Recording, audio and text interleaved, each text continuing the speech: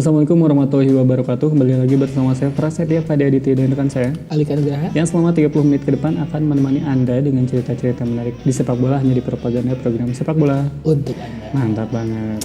Nah Kak, di episode kali ini kita tuh bakal ngebahas soal bagaimana sepak bola ini menyebar ke seluruh dunia ya. Tentunya kan zaman dulu belum ada internet ataupun siaran televisi bukan sekencang sekarang gitu Bener ya. banget. Jadi ceritanya di Britania, terutama Inggris ini menjadi tempat pertama sepak bola modern itu tumbuh.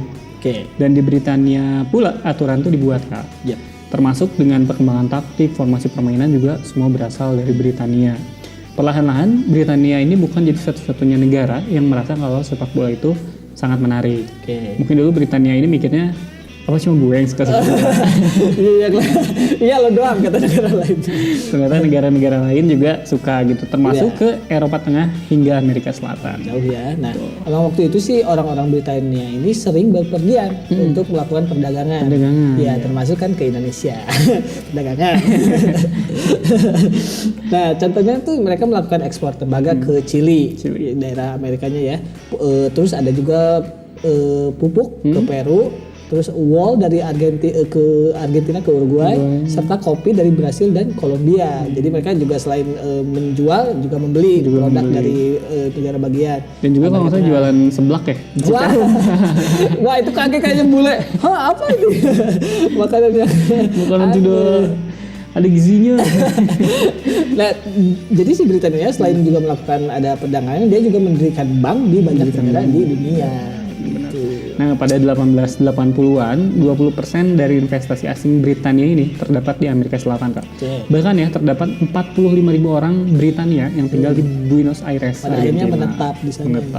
Karena kan mereka mah kalau mau ke Amerika Selatan ini tuh deket, Kak. Ya. Ada kan maksudnya ada jalurnya gitu ya, nggak muter loh. Mereka juga tinggal di kota-kota di Amerika Selatan, Kak. Kayak São Paulo, Rio de Janeiro, Montevideo, Santiago, Ana, Pedro. Bukan dong, kenapa jadi nama-nama amigos? Santiago itu nama kota dong. Nah, saya jadi inget Kak, Alika tahu nggak sih ibu kota Peru? Aduh, nggak tahu saya. 5. Oh namanya 5. Tapi nggak dikasih tahu apa aja. 5 aja di. Kan itu saya ingat perdebatannya apa 5. Cuma 1, 5. Iya 1.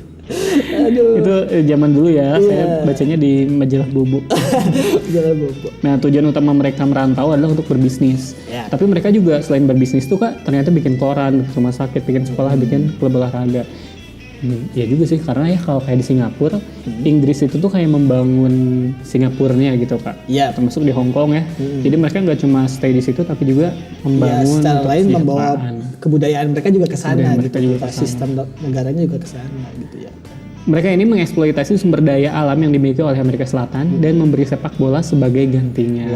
Dan ini salah naskahnya.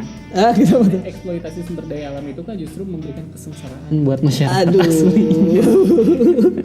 Mereka yang dari Britania makan pakai bahan mereka makan pakai bola. Iya. Jadi sengsara. Dikasih makan sepak bola. Nah, jadi emang peraturan sepak bola si FA-nya tiba di Argentina pada tahun 1867 dan waktu itu dipublikasikan oleh koran berbahasa Inggris namanya The Standard. Nah, emang pada tahun yang sama nih si Buenos Aires Football Club juga didirikan. Jadi ada sebenarnya pas awal kemunculannya tidak mulus nih karena ada berbagai masalah. Sehingga mereka justru sebelum jadi klub bola bahkan beralih ke klub rugby terlebih dahulu. Kalau nggak salah itu masalahnya karena sering bawa lawan jenis ke rumah ya. Waduh, enggak dong. Si sepak bola waktu itu berkembang pada tahun 1880-an. Jadi emang ada satu pionirnya bernama Alexander Watson Hutton. Ia adalah lulusan University of Edinburgh dan pindah ke Argentina untuk menjadi guru dan menyebarkan sepak bola. Kalau yang lain kan menyebarkan agama ya, yang ini menyebarkan sepak bola. Kalau yang nggak boleh menyebarkan apa Kak? Menyebarkan benih. Ini kejahatan.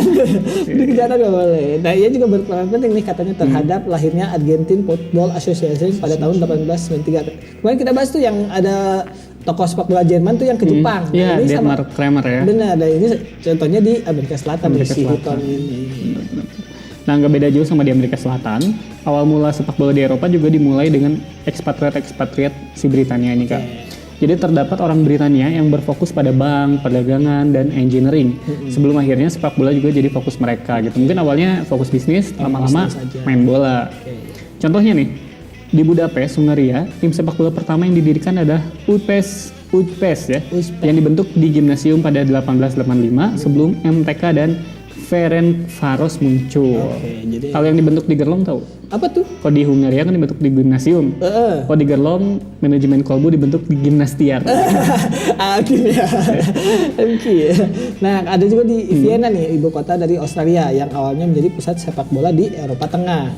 Jadi si sepak bola di sana itu dimainkan oleh staf-staf kedutaan besar, staf-staf bank, perusahaan dagang dan perusahaan engineering. Sebelum akhirnya klub-klub sepak bola lahir. Jadi awalnya emang mungkin sama seperti dulu ya, kalangan elit dulu sebenarnya sepak bola ini.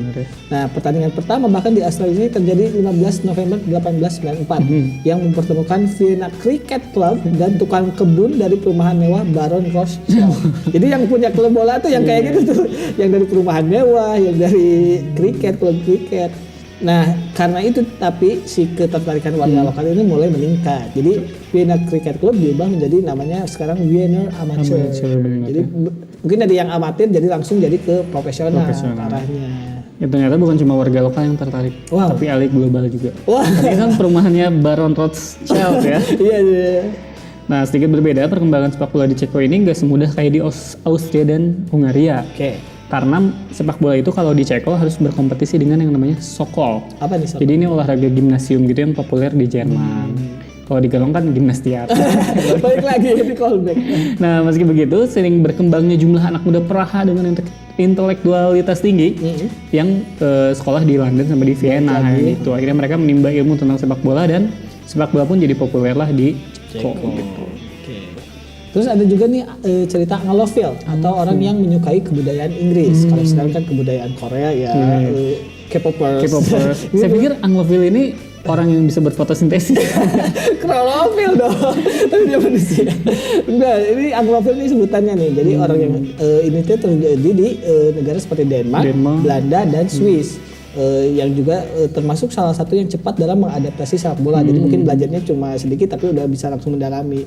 Denmark ini bahkan membuktikan bahwa mereka hebat dengan memenangkan medali perak di Olimpiade 1908. Nah, pada awal perkembangannya sendiri nih di Belanda ini, mereka tidak mencoba hal yang berbeda dilakukan oleh Britania sebenarnya dalam melakukan sepak bola. Jadi entah itu dari sudut pandang taktik atau lainnya tuh masih adaptasi yang plek banget. Jadi mereka nih main bola termasuk dengan strategi Inggris tapi dengan pemandangan Belanda. Jadi ya Inggris tapi kok mukanya kamu kemana? Saya gak bisa sama Anda. Tahu kayak pitung. Nah, ini wajar ya kayak kenapa si Belanda suka ikut-ikut Inggris, karena kan waktu Inggris menjajah Malaysia, Belanda ikut menjajah Indonesia. Jadi emang suka ikut-ikutan. Bahkan nih ya waktu tentara sekutu datang ke Indonesia untuk menumpas tentara Jepang, dia membonceng NICA. Wah, membonceng dalam artian bukan dibonceng secara harfiah ya. Nah, beberapa negara lain juga memulai perkembangan sepak bolanya dari orang Britania yang tinggal di negara mereka. Contohnya Spanyol. Jadi Spanyol ini, sepak bola di Spanyol ini diperkenalkan oleh para pekerja tambang di Minas de Rio Tinto, lokasinya di barat dari Spanyol. Pekerja tambang ya? Iya, tapi agak aneh. Kenapa ditambang? Kenapa bukan di sawah? Karena adanya tambang emas mungkin di sana. Britania. Bertani. Tapi bertani lah gitu. Kenapa dia tambang? Bertani bukan berarti dia negara yang bertani dong. Jadi waktu itu ada salah satu investor Inggris yaitu Hugh Matheson. Dia membeli tambang perak pada 1873 dan membawa banyak orang Britania ke sana gitu. Oh, jadi wajar tuh penyebarannya dari penyebaran yang aneh. Kenapa Spanyol ini tidak dijajah oleh Inggris? Iya ya, itu kan dia beli berarti kan tadi bukan ngejajah ya. Mungkin kuat berarti Spanyolnya. Nah, ada juga daerah Eropa Tengah dan Amerika Selatan nih yang mulai skeptis sebenarnya terhadap cara bermain Inggris, sehingga sepak bola mulai berkembang dengan pemikiran masing-masing. Jadi kayaknya ini bisa dimodifikasi jadi gini deh. Jadi mulai ada pemikiran-pemikiran soal sepak bola ini sendiri. Jadi formasi 2-3-5 yang tetap digunakan nih sama mereka, adaptasi dari Inggris, tapi mereka mulai menggunakan perbedaan dari cara bermain. Jadi berbeda dengan Inggris yang kayak tadi si Belanda kan ngikutin Inggris, kok ini banget. ada yang berubah. Kalau ini mereka gitu bikin formasi mungkin sama, tapi sebenarnya cara mainnya bisa dibedakan. Betul. Nah, mereka ini berbeda dengan Inggris yang meskipun mereka mengenal permainan short passing Skotlandia daerah sana, mereka tetap bersikukuh untuk memainkan sepak bola dengan keras dan melibatkan fisik. Kalau di Eropa Tengah dan Amerika Selatan nih katanya. Ini Britania ini agak-agak mirip ini ya kalau di kita Sumatera Tim-tim Sumatera biasanya keras. Keras, benar. SMS, Iya. PSDS. Betul, dari Semarang ya. Nah, Kalau di kita kan kalem ya. Iya, di Kalau kita di kalem. Bandung itu kalau misalnya ada yang direbut bola, punten. Gak gaya gitu dong. kecuali Ruby Darwis. Wah, Robin Darwish Poin. alas kuda. Nah, aktivitas Britania waktu itu tuh memang mendunia, Kak. Oke. Jadi emang udah dikenal sama penjuru dunia soal aktivitasnya Britania ini. Berdagang ya. Meskipun zaman dulu transportasinya memang belum memadai ya.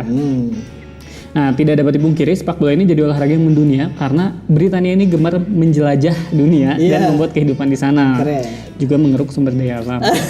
Dalam garis kurung. Nah, mereka ini tinggal, hidup, tumbuh dan tentu saja membawa kultur yang mereka punya, salah satunya adalah sepak bola. Gitu. Jadi mungkin ya kebiasaannya Inggris yang suka jalan-jalan gitu itu tuh berpengaruh pada sepak bolanya itu sendiri. Betul. Aduh, kalau kira-kira sepak bola di Indonesia dibawa sama siapa, Kak?